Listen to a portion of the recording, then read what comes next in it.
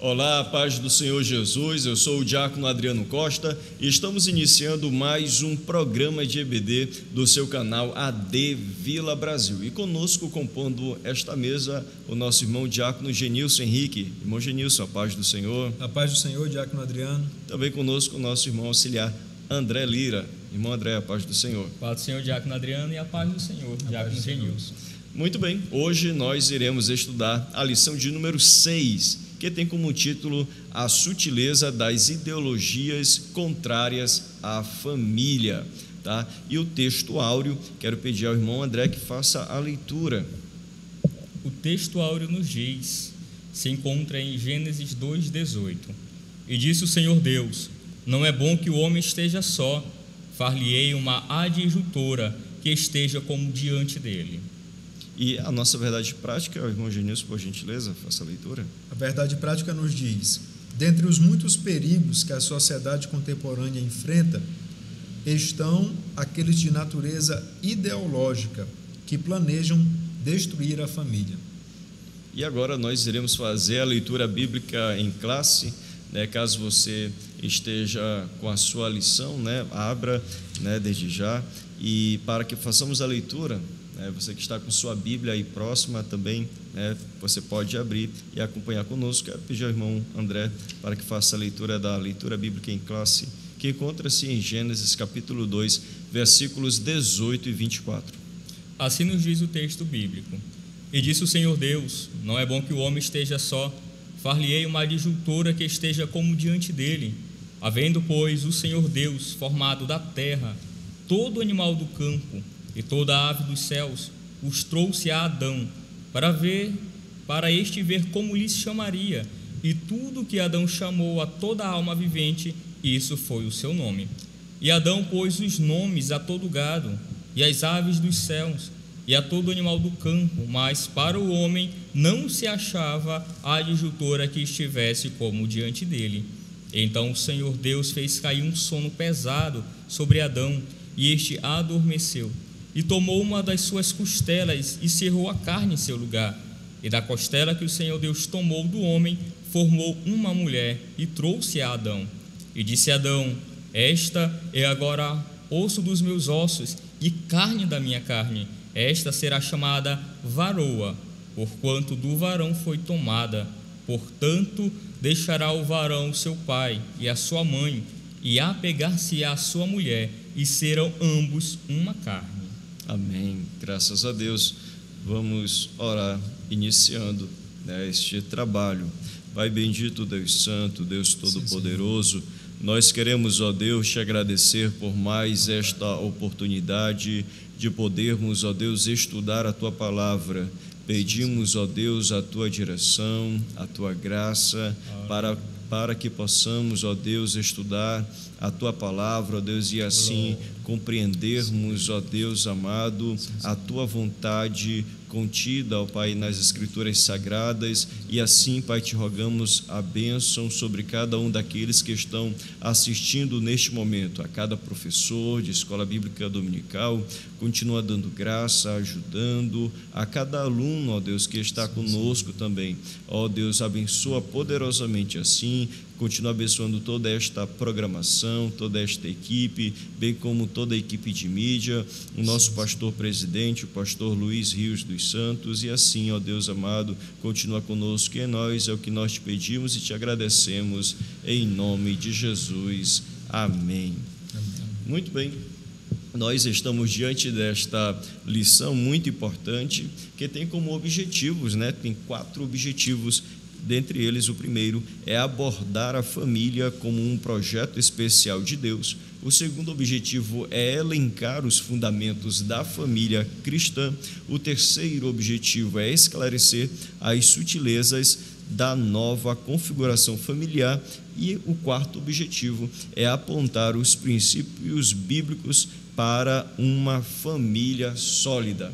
Muito bem, agora introduzindo esta lição de forma introdutória, irmão Genilson, a família, nós partimos aí de família como sendo, e de fato é um projeto de Deus, Isso, exatamente. A família, um projeto de Deus, algo instituído por Deus e nós vamos ver aqui dentro dessa lição exatamente que Deus é o autor da família, mas que a sociedade que nós estamos vivendo, ela tem deturpado, né? O conceito de família tem sido atacado por alguns, querendo exatamente desfazer aquilo que foi instituído por Deus. Isso mesmo, muito bem. E, irmão André, nós iremos estudar, né, sobre família, sobre como sendo um projeto de Deus, e que a família possui uma base, né, valores que são fundamentais para a família e que hoje têm sido bastante atacados. Isso. Como já foi reforçado aqui pelo meu irmão Diácono Genilson, a família ela é uma instituição divina, Deus criou. E por ser Deus o Criador, Ele vai definir, né, as leis, Ele vai definir como deve ser a sua estrutura, a sua base. No caso, a organização familiar, ela não é, né, a organização da família, ela não pode ser definida pelo Estado, nem pelas suas leis, que a gente vai até mergulhar um pouco mais nas questões, e nem mesmo pelo próprio homem. Não é o homem que vai definir qual é a estrutura de uma família. Quem define? Ora, nem o homem, nem as leis, mas sim quem criou. Então, Deus, sendo soberano, Ele que vai dizer, não é os meus sentimentos, não é o que eu penso, não é nem o Estado que vai dizer como que deve ser a Constituição, nem suas leis, mas sim o próprio Deus. Só aproveitando que para poder, né, o homem ele até se utiliza de um método muito sorrateiro no ser humano, que na verdade é mais uma sutileza, né, de Satanás, que é colocar até o próprio amor, né? O amor acima das leis divinas como base para poder formar qualquer tipo de modelo familiar é uma das sutilezas de Satanás. Então, para poder ir contra, né, o modelo criado por Deus, que é o que está em Gênesis, né, que é o homem e mulher sua prole, a gente vai ver aqui Satanás colocando no coração de homens, dizendo, não, o amor te permite ir por cima de qualquer modelo, acima de até mesmo das leis divinas. E a gente vai ver que não, está errado, o modelo que permanece é um modelo criado pelo próprio Deus. É interessante que essa lição, né, quando ela vai falar de sutileza, né, ou a sutileza das ideologias contrárias à família, primeiramente nós iremos falar acerca de família, né? Irmão Genilson, família foi instituída por Deus, né? Esse é o pressuposto inicial, essa é a afirmação basilar da família, né? Isso, que contida no primeiro tópico, perdão. Isso, exatamente. Aqui no nosso primeiro tópico, né, família, projeto de Deus, né? Já foi falado, não foi o homem quem criou, né, a família, mas ela foi criada por Deus. O texto que aparece aqui no nosso tópico 1 é Mateus capítulo 19, versículo 6, né? Exatamente se referindo até uma lição que nós já estudamos, que foi a lição de número 4, que fala a respeito da normalização do divórcio, onde os fariseus estão ali, eles interrogam a Jesus perguntando, olha, é lícito o homem se separar da sua mulher, ou então despedi-la por qualquer motivo? E Jesus vai dizer, não, de maneira nenhuma. No princípio não foi assim. Deus formou o homem e a mulher para se casarem, viverem unidos, como disse aqui o nosso irmão André, terem os seus filhos e assim manter o projeto inicial, que é exatamente a família. Então a família, ela é uma instituição divina, foi Deus quem a criou. As pessoas contrárias a esse planejamento divino insistem em dizer que a família não é essencial para a sociedade. E a gente vai ver dentro dessa lição exatamente pelo contrário. O subtópico 2 vai já exatamente apontar para essa verdade, mostrando a família como sendo a célula máter da sociedade, ou seja, a partir da família é que se dá origem a toda a sociedade. Isso, aí daí a importância, né, da afirmação de que a família é a primeira, como o comentarista vai dizer, é a primeira instituição a ser estabelecida, irmão André, e desde então tem sido, né, atacada por Satanás, por inúmeras sutilezas, né, de Satanás. É como já foi até afirmado, como ela é a base da sociedade, se torna um ponto estratégico. Então, como seria a base, então todas as armas do maligno estariam direcionadas, né, a esta base para poder vencer e destruir. Mas a gente precisa olhar ali sempre para o modelo que Deus criou, e Jesus ele afirma isso em Mateus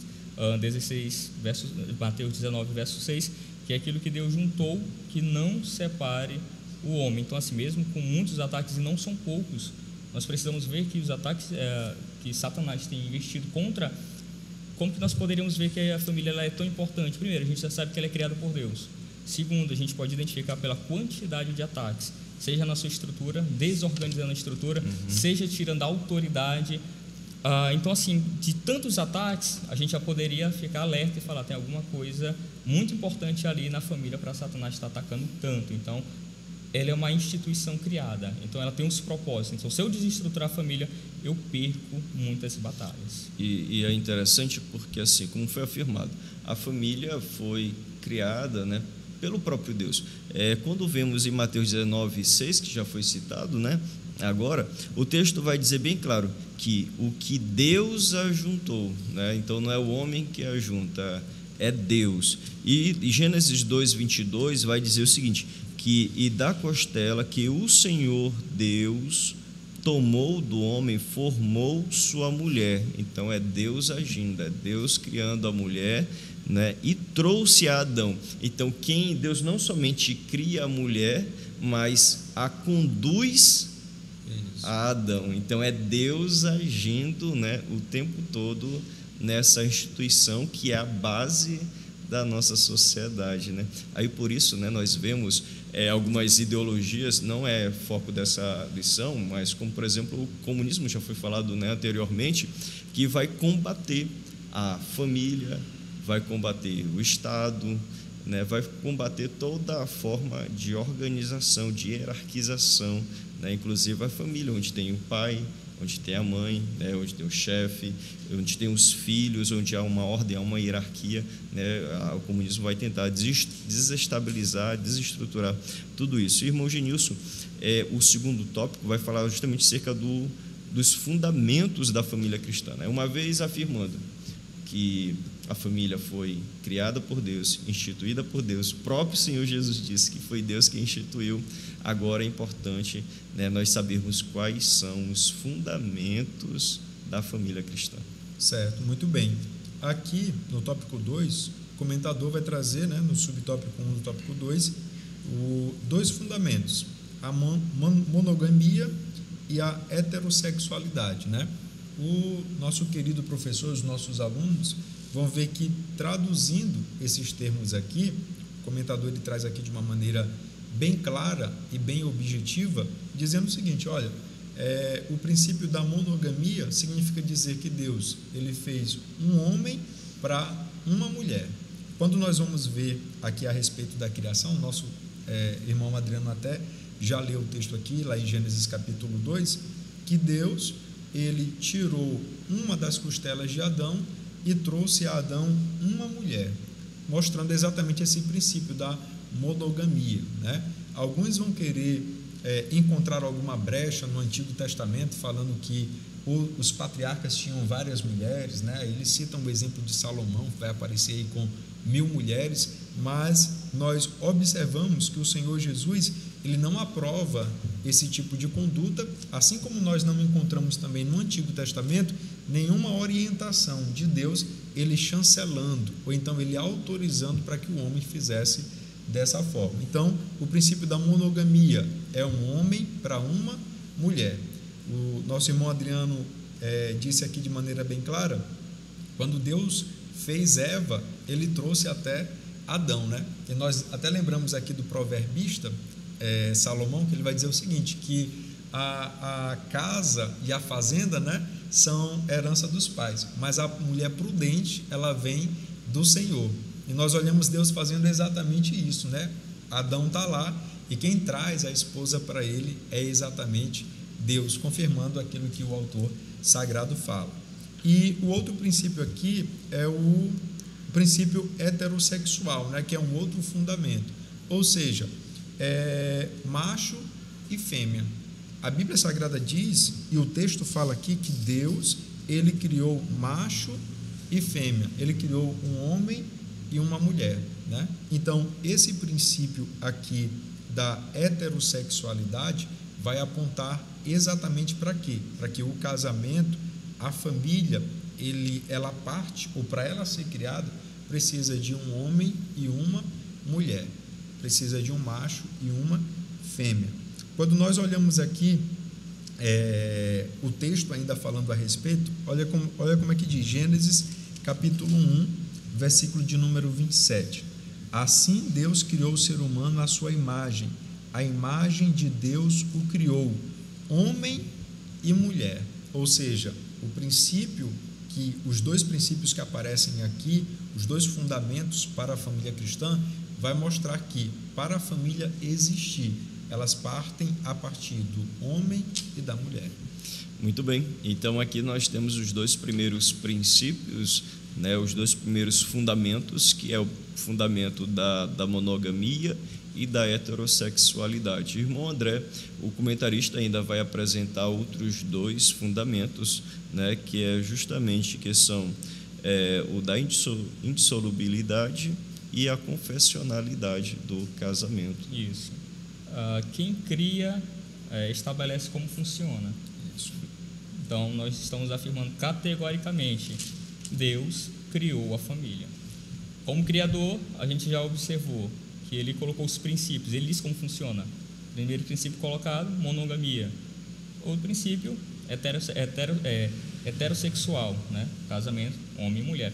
E aí nós vamos também ter que o casamento é indissolúvel, que é o mesmo texto, né, que a gente vai utilizar, Mateus 19,6, relembrando que diz: assim eles já não são dois, mas sim uma só carne. Portanto, o que Deus uniu, ninguém, voltamos a dizer, ninguém separe. Isso quer dizer que quando nós afirmamos que o casamento ele é indissolúvel, queremos dizer que de forma alguma será dissolvido, haverá um divórcio, uma separação? Não. Nós temos as exceções, e a gente já estudou, né, na lição anterior. Pode ser, só que nós precisamos entender que exceção não é regra. Então, assim, a exceção já está dizendo, tem casos específicos, mas qual é a vontade de Deus? A vontade de Deus é esta, e nós podemos afirmar pela Bíblia Sagrada, é que o homem viva com a sua mulher. A mulher envelheceu, que é um texto que nós já até observamos aí, o homem quer trocar. Não, está errado. Malaquias, né, como a gente até em outros momentos ali, o Malaquias 2,15 vai dizer que ele seja fiel, né, esteja ali com a mulher da sua mocidade. Então não há justificativa, não há motivos. As exceções são bem claras, na verdade, quanto a isso. Né? Ainda que se tenha exceções, o casamento foi feito para durar, mesmo que as leis, e aí a gente tem outra questão, mestre Adriano, que ainda que as leis, que a nossa legislação ela é bem tranquila quanto a isso, ela é permissiva quanto a divórcio, né? E mesmo que as leis permitam com certa facilidade o divórcio, ainda assim deve permanecer o propósito original para o casamento, qual seja a sua indissolubilidade. E o casamento, né, além de ser indissolúvel, caso até que a morte de fato separe, né? E ele é confessional. Seria isso? Casamento confessional a gente pode ler, na verdade, o texto na íntegra, que se conta em 2 Coríntios 6, 14 e 15, que diz: não se ponham em julgo desigual com descrentes. Ou seja, a gente já vem entender que o casamento confessional é o casamento que dá certo. Como assim? Não somente para o nosso meio cristão, mas eu entendo que esse aqui é um princípio para outros casamentos. Ora, um cristão casando com alguém que professe outra fé, haverá combates, haverá intrigas. A gente pode pegar até, não somente no meio cristão, mas em outras religiões, se forem diferentes, também não vai dar certo, vai ter os embates. Então, trazendo para o nosso meio, o meio cristão, é bem claro, não pode um cristão casar com um descrente. E Paulo diz, continuando a leitura do texto: não se ponham em julgo desigual com descrentes, pois o que tem em comum a justiça e a maldade?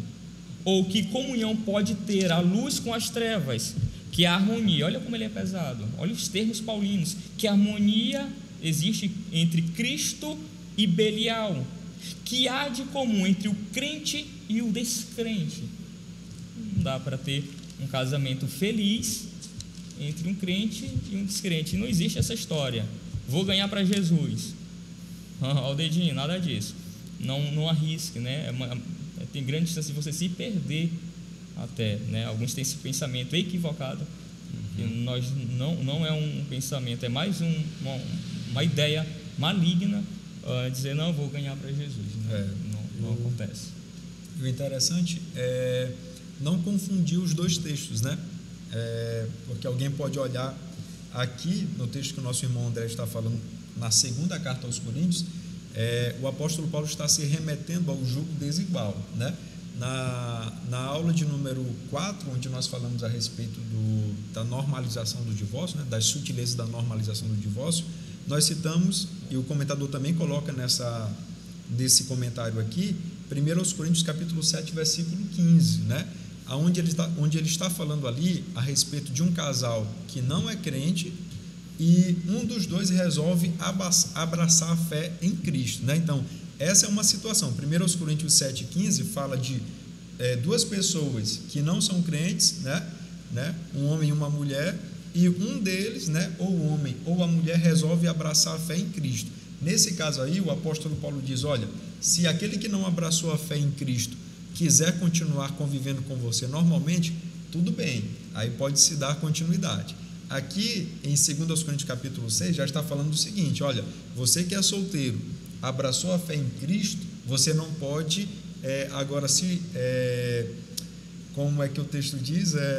Entrar num jugo desigual. Obrigado, irmão André. Entrar num jugo desigual, ou seja, você já professa a sua fé em Cristo, você não pode procurar uma pessoa que não professa a fé em Cristo para você se casar, para você ter um relacionamento. A recomendação bíblica é que você fique também com alguém que professa a mesma fé. Inclusive o apóstolo Paulo, quando ele vai aconselhar, né, as viúvas, na primeira carta aos Coríntios, no capítulo 7, 39, ele vai aconselhar que ela pode casar novamente, contanto que seja no Senhor. Então não é qualquer pessoa, é aquele que abrace a mesma fé, que creia também em Jesus, ame a Jesus de verdade, né? Não seja só fingindo, não seja aquela fé temporária só para poder conquistar ali no período do namoro, chegar a um casamento e depois abandonar a fé, né? E é uma recomendação que acontece, que vem desde o Antigo Testamento, né? Quando Deus vai instruir o seu povo, recomendando para que os homens não dessem as suas filhas, né, aos filhos da terra, nem tampouco os filhos dos israelitas se casassem com as mulheres daquela região, porque isso iria perverter o coração dos judeus, né? E o jugo desigual, quando vem a ideia de uma carroça, né, no meio rural, onde tem animais diferentes, então a coordenação, a sintonia não vai ter aquela sintonia, então vai dar problema, porque um animal mais forte, outro mais fraco, um maior, outro menor, não vai dar certo, né? Não vai ter aquela sintonia. E o interessante é que, assim, como o nosso irmão André falou, tem algumas pessoas que de maneira equivocada e enganadas, né, falam, não, eu vou ganhar ele para Jesus, eu vou ganhar ela para Jesus, mas como disse aqui o nosso irmão Adriano, desde o Antigo Testamento, Deus, ele já deu a palavra de orientação, olha, se você for, né, para um povo que não é do meu, ele vai fazer com que você corrompa o seu coração, né? E nós observamos isso dentro da Bíblia Sagrada no caso de Salomão que casou com outras mulheres, e a recomendação bíblica era, olha, não case, porque senão o coração vai ser pervertido, e esses homens, como Salomão, caíram exatamente nesse engano. Então, assim, a recomendação bíblica é, não faça isso, porque o que Deus falou, a gente já viu se cumprir na vida de outras pessoas, que é o que? Exatamente, em vez de influenciar, ser influenciado. Em vez de ganhar, na verdade, a pessoa se perder. E essa referência, né, encontra-se no Antigo Testamento, uma delas é Deuteronômio, capítulo 7, versículos 3 e 4. Bom, agora vamos para o próximo tópico, né, o terceiro tópico, que vai falar acerca da sutileza da nova configuração familiar. Nós vimos que Deus criou a família, Deus determinou os parâmetros, como é que a família né, o criador da família diz como ela funciona, qual é a sua configuração. Só que nos dias de hoje nós vemos umas configurações aí diferentes, não é, que o mundo tem apresentado. Irmão André. Sim. Nós vamos observar que a própria lição ela nos traz dados interessantes sobre o reconhecimento, né, por exemplo, de união homoafetiva, que é a união entre 2 homens ou entre 2 mulheres. Vale a pena, né? Vou direcionar, né, os nossos ouvintes a lição, que tem dados interessantes. Para a gente ganhar, né, ter mais material, falar de outros pontos. Qual é o objetivo, né? Qual é o objetivo do mundo com essas novas configurações? É basicamente é desconstruir o modelo família tradicional, que é desconstruir o sagrado. Ora, o mundo se orgulha por lutar contra aquilo que é considerado proibido, né? Eles amam lutar contra aquilo que é proibido de ser alterado, muitas vezes, segundo o mundo, por estar ultrapassado, chamando de tabu. Novamente, segundo eles, o modelo de família cristã heterossexual, ou seja, homem e mulher, monogâmico, ou seja, apenas um companheiro, uma companheira, um cônjuge, e indissolúvel, é mais um tabu que deverá ser desconstruído. Ou seja, o mundo, eles amam e colocam o nome de tabu aquilo que é considerado muitas vezes sagrado. E aí a ideia vai ser desconstruir, ou seja, um tabu a ser vencido, e a ideia de desconstruir a família tradicional, né? E aí a gente precisa observar quais são as argumentações. Uma das argumentações é dizer que a família cristã é um modelo ultrapassado. E o que é errado? Que é errado, que é mentira. Olha, a antiguidade do modelo familiar, modelo cristão, qual seja homem e mulher, não o faz ultrapassado, mas pelo contrário, a antiguidade o consagra como base bem-sucedida através dos tempos da sociedade e do Estado. Ou seja, o tempo prova de que esta base familiar, homem e mulher e sua prole, se sustém. O próprio tempo em si, ele ratifica, que demonstra, olha, funciona, coisa que nós não temos. Como ficará se tivermos outros modelos familiares? Será que prevalecerão? Como ficaria a prole? A gente tem essas questões, sendo que não é isso que faz com que a gente siga o modelo tradicional, o modelo de família cristã. O que faz com que nós sigamos o modelo de família cristã é porque é divino, é isso, porque Deus quem estabeleceu. E lembrando também que outra das sutilezas de Satanás é dizer que a família ela precisa evoluir o modelo familiar, como ele já está ultrapassado. Eles vão falar muito sobre evolução do modelo familiar, colocando a família tradicional como algo ultrapassado. Mais uma sutileza e mais uma mentira de Satanás. O que o mundo chama de evolução da estrutura familiar, a Bíblia chama de pecado. Ora, Deus criou, quem é o homem para dizer agora que o modelo que o próprio Deus criou, que dá certo, isso, que é aprovado pelo próprio tempo, como que se dá agora como errado? Nós não podemos cair nesta sutileza de Satanás. Muito bem, e hoje, né, nós falamos agora há pouco, né, que família, falamos da heterossexualidade, né? Isso. Homem e mulher. E hoje família, né, tem se dado um novo sentido, um novo significado à família, ao termo família, como podendo ser, sim, 2 homens, 2 mulheres, pessoas do mesmo sexo, né, enquanto que a família, a Bíblia é bastante clara, né, nós já falamos isso no início, que é um homem e uma mulher. E, irmão Genilson, ainda nesse segundo tópico, ou nesse terceiro tópico, perdão, vai falar sobre a sexualidade não binária. Aquele que não se...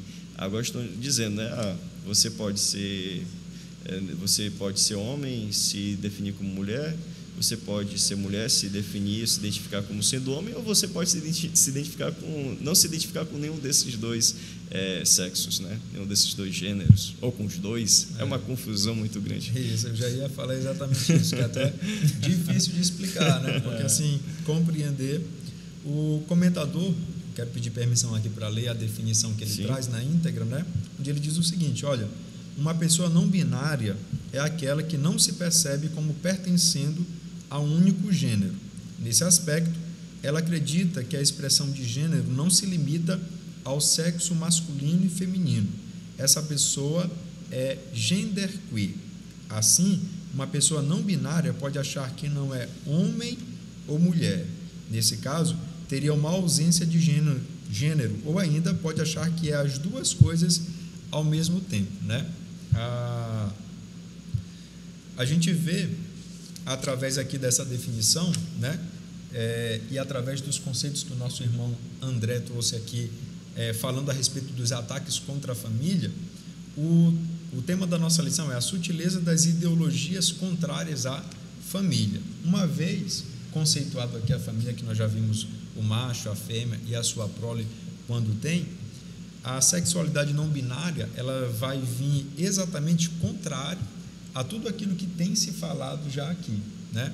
E eu gostaria de trazer aqui a definição do termo ideologia. Nosso pastor Douglas Batista, ele disse o seguinte: olha, a palavra ideologia é composta dos vocábulos gregos eidos, que indica ideia, e logia, com sentido de raciocínio. Assim, ideologia significa qualquer conjunto de ideias que se propõe a orientar o comportamento, a maneira de pensar e de agir das pessoas, seja individualmente, seja em sociedade. Em um sentido amplo, a ideologia se apresenta como aquilo que seria ou é ideal para um determinado grupo.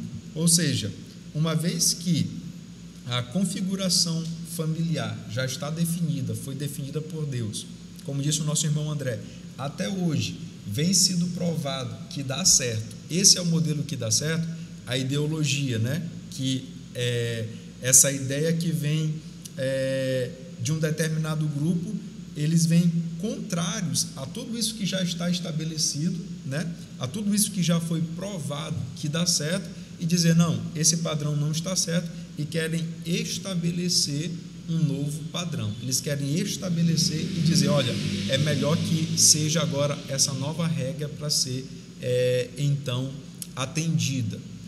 E quando nós olhamos aqui essas pessoas que se dizem não binárias, elas adotaram a essa ideologia, a essa maneira de pensar, e no momento que elas aderem a essas ideologias, elas se declaram automaticamente contrárias àquilo que a palavra de Deus diz.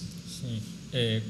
Voltando ao ponto sobre, né, já que a gente está falando sobre as sutilezas das ideologias, então, e como já foi bem exposto de forma bem prática, que a ideologia são esses princípios que regem, né, o pensamento e, consequentemente, o comportamento do indivíduo. Ora, aí eu pego uma ideologia sobre um conceito familiar, ok? Mas só que observe o seguinte: homem e mulher segundo os gêneros. O que diz Gênesis segundo, né, o que seria o homem e a mulher? É necessário ainda reforçar que, de acordo com Gênesis, o conceito de homem e mulher, macho e fêmea, está totalmente de acordo com o sexo biológico. Isso. E não de acordo com identidade de gênero. E aí o ouvinte já deve estar criando uma confusão. Ora, quando se diz que Adão é macho, e ele, ou seja, ele se identifica com o sexo que ele é, homem. E da mesma forma, no caso, nós temos Eva. E aí, como a gente está no ponto dos não binários, o não binário, ele vai dizer basicamente o seguinte, facilitando, né? É aquela pessoa que não se identifica nem com nenhum dos dois gêneros, não binário, nenhum dos dois binários, nem homem nem mulher. Se perguntar para alguém que se identifica como não binário, ele vai dizer que não é homem e também não é mulher. E aí o querido ouvinte já deve estar até se pensando, o que é isso? Como que acontece isso? Isso é verdade? Acreditem, é verdade, né? Existe pessoas, sim, que é como a própria palavra de Deus diz, um abismo chama outro abismo, é o que a Bíblia nos mostra. O não binário, ele pode ter nascido um menino, sexo, aí a gente tem que começar a fazer as separações. Um menino, né, nasceu com seu sexo biológico como um menino, mas ele vai dizer que não se identifica com aquilo. E aí só que ele não vai escolher nem ser mulher, nem menino. E aí a gente tem várias ramificações. Tem aqueles que vão dizer que não são homem nem mulher e não se identificam de tal forma que não sentem nem desejo. Tem outros que se identificam com os dois. Certo é que são muitas nomenclaturas.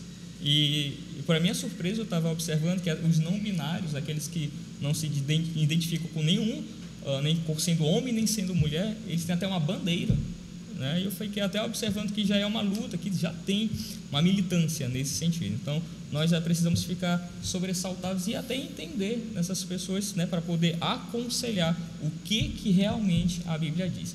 A pessoa nasceu homem, a Bíblia diz macho, nasceu mulher, fêmea. É isso, Bíblia. Exatamente. E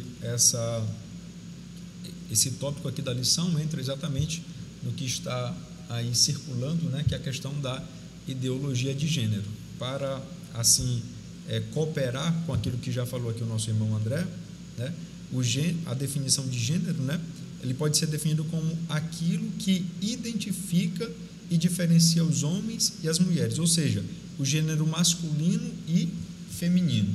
Essas pessoas que são não binárias, né, que estão aí dentro da ideologia de gênero, eles querem negar tudo, negar que o sexo que a pessoa nasceu não define quem ela é, não define se ela é homem, se ela é mulher. E a nossa declaração de fé, no credo de número 16, vem exatamente nos respaldar, trazendo os textos de Gênesis capítulo 2, João 2, Gênesis 2 e 24, Gênesis 1 e 27. A nossa declaração diz assim na íntegra: cremos também que o casamento foi instituído por Deus e ratificado por nosso Senhor Jesus Cristo, como união entre homem e mulher, nascidos macho e fêmea, respectivamente. Aí ele termina dizendo: em conformidade com o definido pelo sexo de criação geneticamente determinado, né? Porque a gente está falando aqui no aspecto bíblico, né?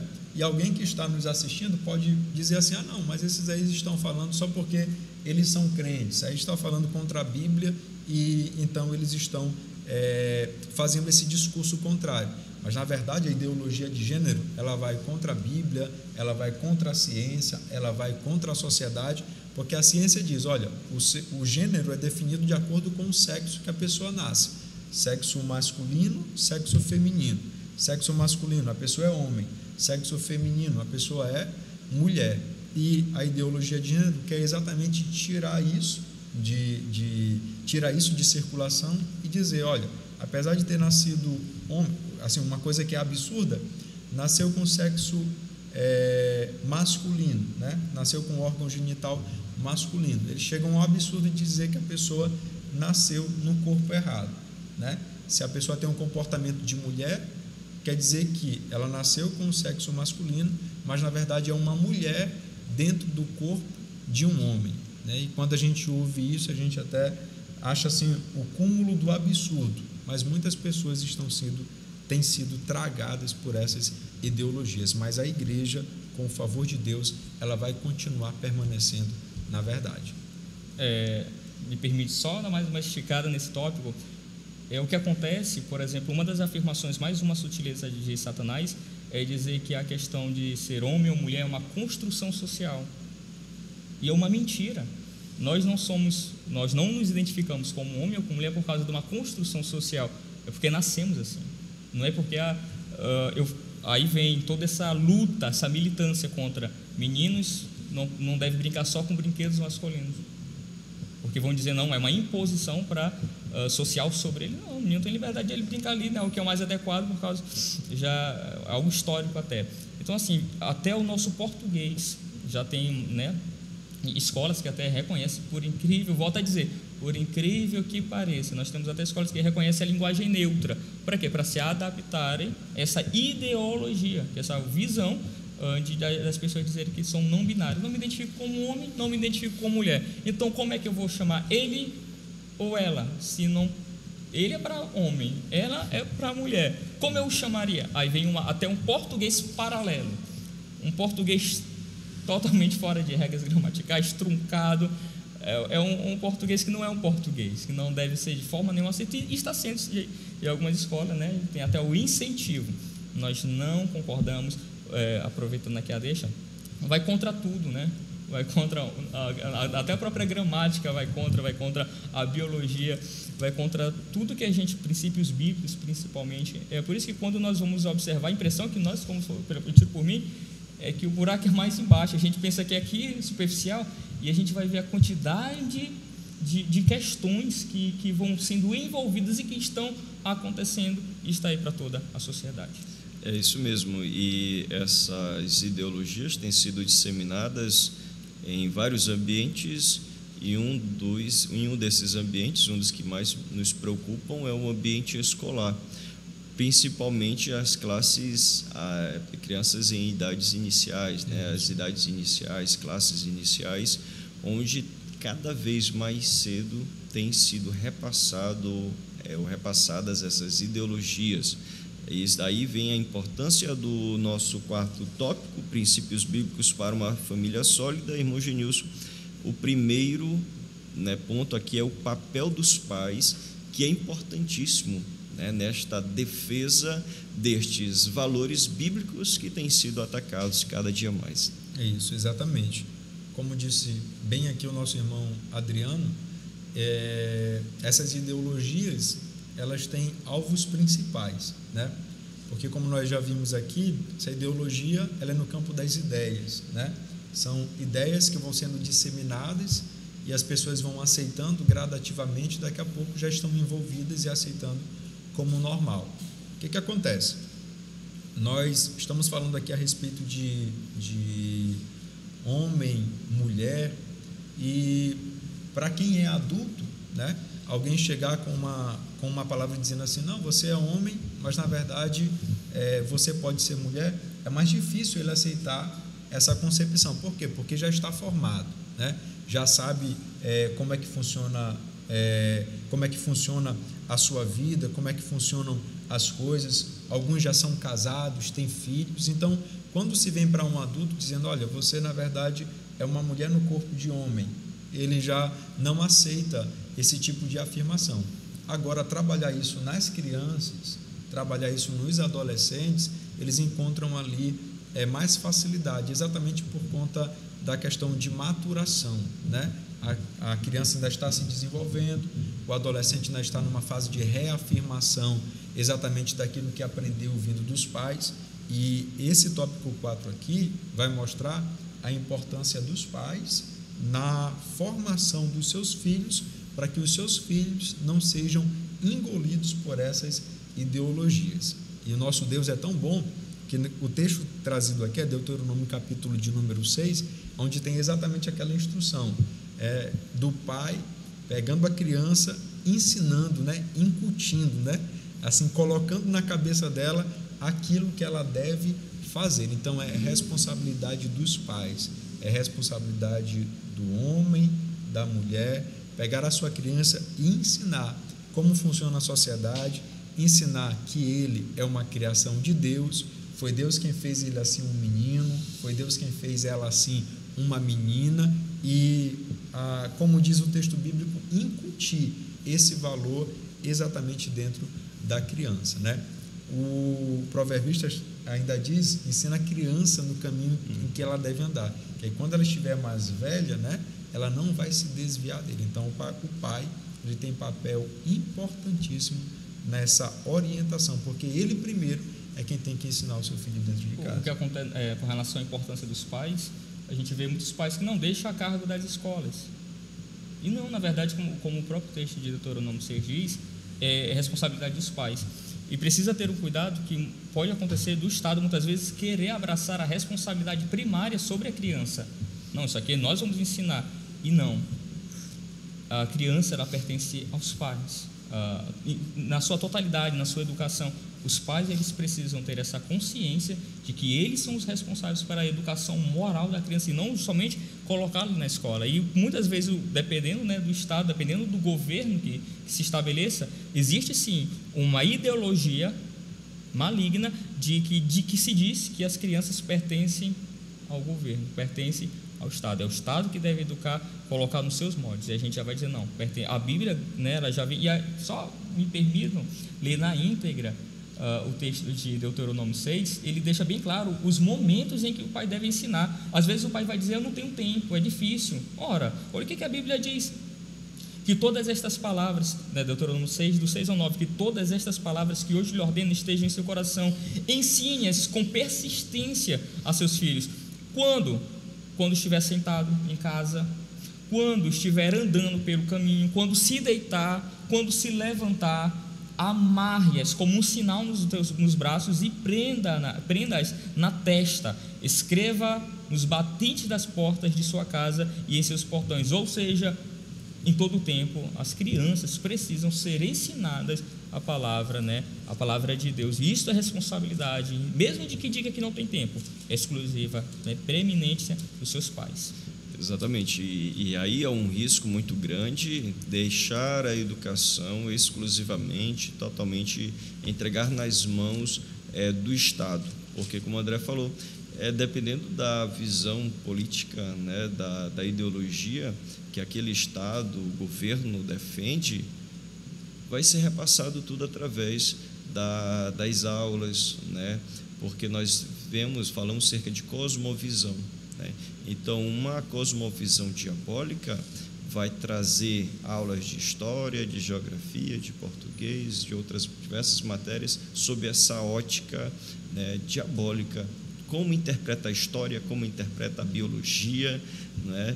Então, assim, isso é muito importante. Precisamos ter muito cuidado. Não podemos, claro, a criança deve frequentar a escola, mas não devemos deixar a responsabilidade da educação totalmente nas mãos da escola, do Estado, porque, primeiramente, como já foi falado, essa responsabilidade é dos pais. Inclusive, esse é um dos meios, né, que ideologias têm sido implantadas e têm alcançado o coração de crianças e adolescentes, tirando as crianças e adolescentes do domínio dos pais, do domínio. Não estou falando necessariamente sair de casa, tirar de casa, do domínio. A criança está em casa, mas não aceita mais a autoridade do pai nem da mãe, porque tem suas convicções, né, suas ideologias que aprendeu.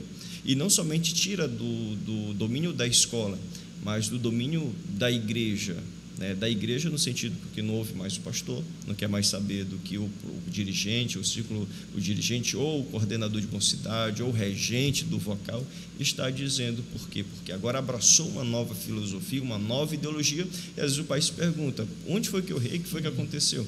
Foi justamente, né, na escola, muitas vezes, que acaba assimilando essa doutrina. E uma coisa importante, nesses versículos que nós lemos, de Deuteronômio, é justamente assim, que Deus ele fala acerca do dever dos pais ensinarem, mas antes ele diz que essa palavra deve estar no coração dos pais. Isso. Então não é como assim você dizer assim, o meu filho, eu quero que o meu filho siga o caminho de Deus, siga o caminho das Escrituras, se nós mesmos como pais não seguimos, né, de todo o coração. Veja, já foi lido Deuteronômio 6, né, do 6 ao 9. Antes de falar de intimar, né, de intimar os filhos, de ensinar os filhos, a palavra vai dizer: estas palavras que hoje te ordeno estarão no teu coração. Então deve estar primeiramente no coração. Deuteronômio 4, capítulo 4, versículo 9, vai dizer também: olha, não se apartem essas coisas, essas palavras, do teu coração. Aí depois que ele fala de ensinar, as farás saber a teus filhos e aos filhos dos teus filhos. Primeiro, guarda no teu coração. Está no teu coração? Agora você pode ensinar. Mais outra referência, Deuteronômio 11, capítulo 11, versículos 18 a 21. Esse texto começa dizendo: ponde, pois, estas minhas palavras no vosso coração e na vossa alma. Só depois disso, o escritor sagrado vai dizer: ensinai-as a vossos filhos. Então, é muito importante essa questão, né, de primeiramente nós, né, como pais, termos primeiramente esta palavra em nosso coração. E vemos também, né, falamos do papel da família, do papel dos pais, e nós também iremos falar, né, sobre o papel da igreja, irmão André. Sim. O papel da igreja nesta defesa, né, dos valores cristãos. É isso. Todos os grupos sociais, como os grupos sociais que nós participamos no trabalho, na escola e na igreja, são formados por indivíduos que vieram da célula-mãe da sociedade, no caso, a família. Então, por esta razão, a corrupção da família, ela gerará um efeito em cadeia em todas as nossas outras relações. Aí volto, no trabalho, na escola e na igreja. Então, assim, como a igreja ela é afetada também pela estrutura familiar, qual seja se está saudável ou não, então a igreja ela também ela é participante, sim, das famílias, dos membros da sua igreja. Existe até uma máxima que foi trazida pelo nosso comentarista que diz, né, eu vou ler o comentário que diz: a igreja é uma extensão familiar, ou seja, a igreja ela é uma extensão da nossa família. A gente pode, quando nós viemos para a casa de Deus, nós não vamos vir normalmente só, o nosso desejo é, no caso, o esposo vem com a sua esposa, traz a sua família para a igreja, é uma extensão da sua casa. Logo, famílias fortes, Famílias fortes fazem igrejas fortes. Contudo, o inverso também reflete a verdade. Igrejas que são famílias fracas, elas também famílias fracas também vão gerar igrejas fracas. Então a igreja, ela está totalmente ligada às famílias. Então ela não pode ficar à parte disso, não, ela se preocupa em ensinar. Ensinar o quê? Ensinar, por exemplo, aproveitando os pais que não vão apontar somente o caminho, né? Que a palavra de Deus diz em Provérbios 22:6, que instrui e ensina ao menino no caminho em que deve andar, ou seja, estar junto com ele no caminho, onde? Na igreja, vindo junto. E quando ele envelhecer, ele não se desviará dele, ele vai continuar. Então, assim, a igreja, ela é uma extensão da nossa família. Os nossos filhos, a nossa vontade é que eles estejam conosco na casa do Senhor. E a igreja não é um concorrente da família, né? A família é um concorrente da igreja, né? Não é uma disputa ali, igreja, família, não. Há essa ideia de extensão. Então, a família, ela irá reproduzir ou irá dar continuidade, por exemplo, ao seu culto na igreja, os ensinos também na igreja, juntos a família na igreja, né, adorando a Deus, servindo ao Senhor, participando dos trabalhos. Irmão Genilson, existem os trabalhos de cultos de família, né, os trabalhos voltados para a família, para as crianças, né, justamente tendo por conta dessa importância, né, da família para a sociedade. Isso. Como disse aqui o nosso irmão André, né, famílias fortes fazem igrejas fortes, né? E o comentador coloca aqui também que igrejas fortes, né, também ajudam as famílias a se fortalecerem, né?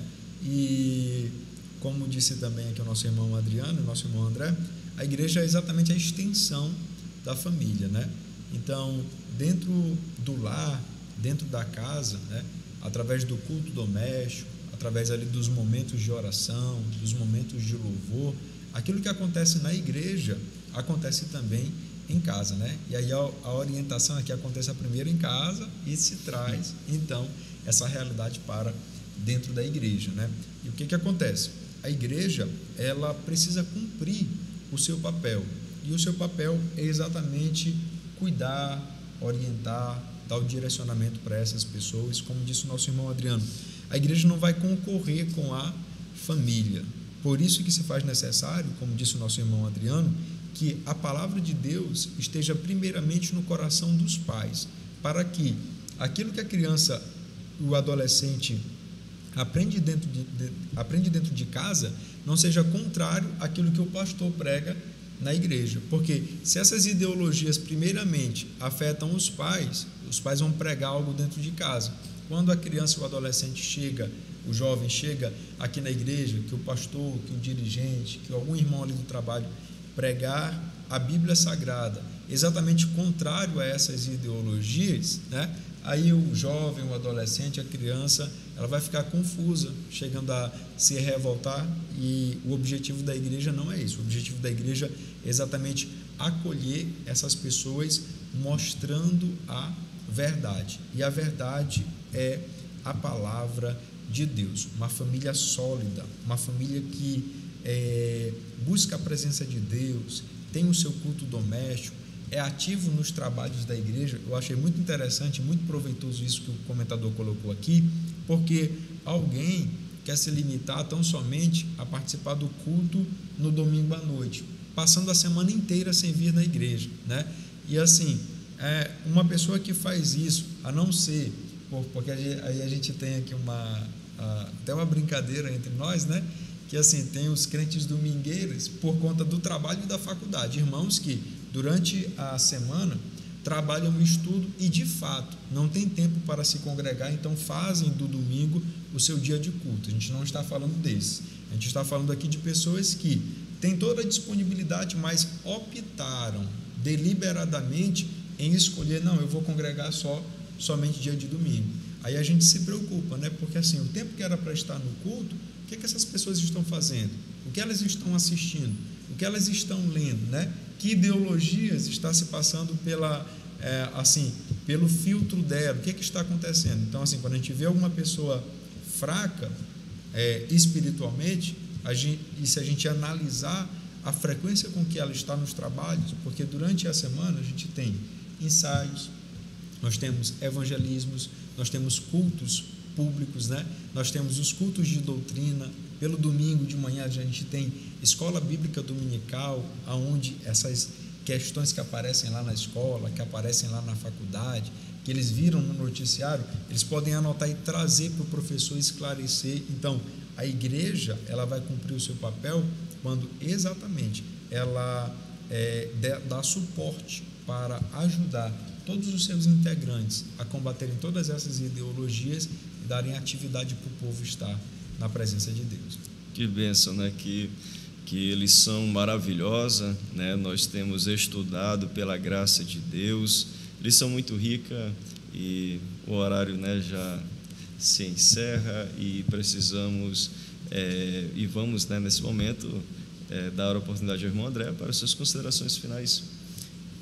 As minhas considerações bem resumidas é para que as famílias se blindem, né? Precisam conhecer o que está acontecendo. Às vezes a rejeição, é tanta coisa acontecendo, é tanta ideologia, é tanto ataque, que às vezes as famílias, os pais, as mães de famílias acabam ficando um tanto quanto alheios. E digam, não vou me preocupar, sei que está acontecendo, mas de forma superficial. É interessante que saibam o que está acontecendo, justamente para poderem proteger, aconselhar, ir na escola, saber o andamento desses ataques, porque quando nós identificamos os ataques, a forma como ela acontece, é muito mais fácil de nós lutarmos e nos blindarmos contra esses ataques. Amém. Bom, Genilson. Uma coisa que a gente precisa também pontuar é que fazer exatamente isso que o nosso irmão André acabou aqui de orientar, né, vai gerar desconforto, né? E o grande problema que nós vemos muitas vezes é que alguns não querem esse desconforto, né? Uma vez que Jesus ele já deixou dentro da Bíblia Sagrada falando que nós seríamos perseguidos, seríamos odiados, né? E alguns, para não mexer nessas questões, né, se vestem aí do politicamente correto, né? Não, a gente não pode falar a respeito desse assunto, não pode tratar a respeito desse assunto, tem que aceitar tudo. E a gente já está vendo através dessa lição que se nós aceitarmos tudo isso, o prejuízo é para todos nós, é para a nossa família e, consequentemente, para toda a sociedade. Então, assim, vai gerar um pouco de desconforto, né?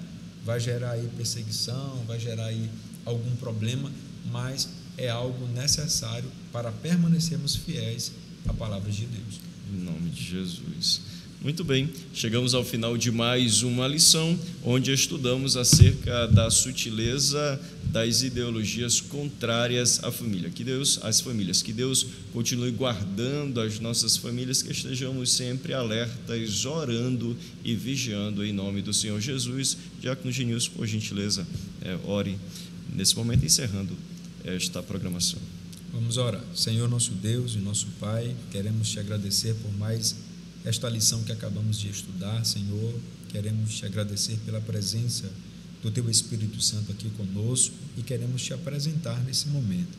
Senhor, cada pai, cada mãe, cada jovem, cada adolescente, Senhor, pedindo que o Senhor tenha misericórdia, meu Senhor, e como foi falado aqui durante esta lição, Senhor, ó Deus, que cada pai, cada mãe, meu Senhor, tenham a palavra de Deus guardada em seus corações, Senhor, e se esforcem para passar isso aos seus filhos.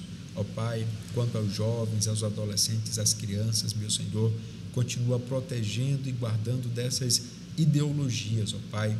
Ó Deus, que a Tua palavra penetre no coração das crianças, dos jovens, dos adolescentes, dos adultos, ó Pai. Ó Deus, e que a Tua igreja continue firme, fiel a Ti, meu Senhor, independente das circunstâncias. Continua abençoando esta programação. Ao nosso pastor presidente, pastor Luiz, continua abençoando. É o que te pedimos e te agradecemos em nome de Jesus. Amém. Amém. Glória a Deus. Obrigado pela sua audiência e até o próximo programa, com o favor de Deus.